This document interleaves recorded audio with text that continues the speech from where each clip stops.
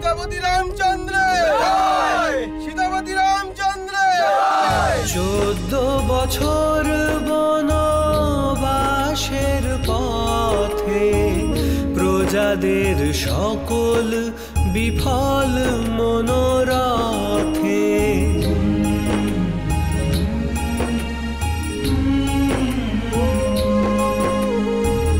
রঘুকুল রীতি সত্য হলো আজ, নির্বাসনে চলে সীতা ও রঘুরাজ।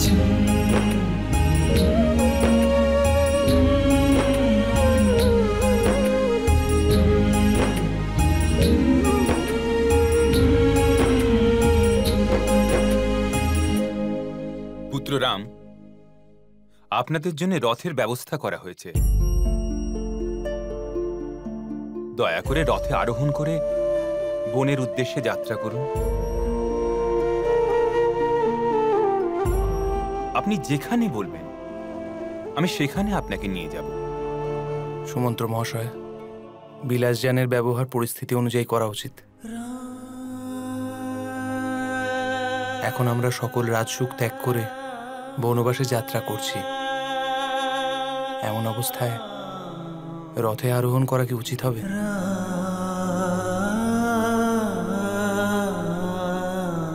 আর তাছাড়া আমাদের ইচ্ছা যে আমরা প্রজাদের সাথে যাব। বোঝালেন রঘুনাথ প্রেম বচনে,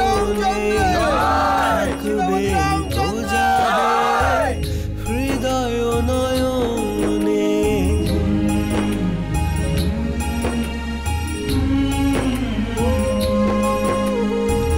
ধর্ম পালন হেতু যেতে হবে বনে, বিরাজিবে প্রজা প্রেম সদা তার মনে।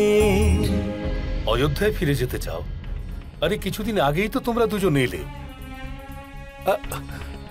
এত শীঘ্রতা কেন? জানি না দাদামশাই, কিন্তু মন অশান্ত।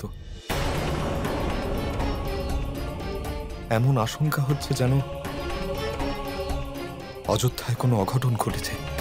অযোধ্যায় যদি কোনো অঘটন ঘটে থাকতো তাহলে কইকেয়ী অথবা মহারাজ দশরথ বার্তা অবশ্যই প্রেরণ করতেন। মহারাজ, অযোধ্যা থেকে দূত এসেছে কোনো গুরুত্বপূর্ণ সংবাদ নিয়ে।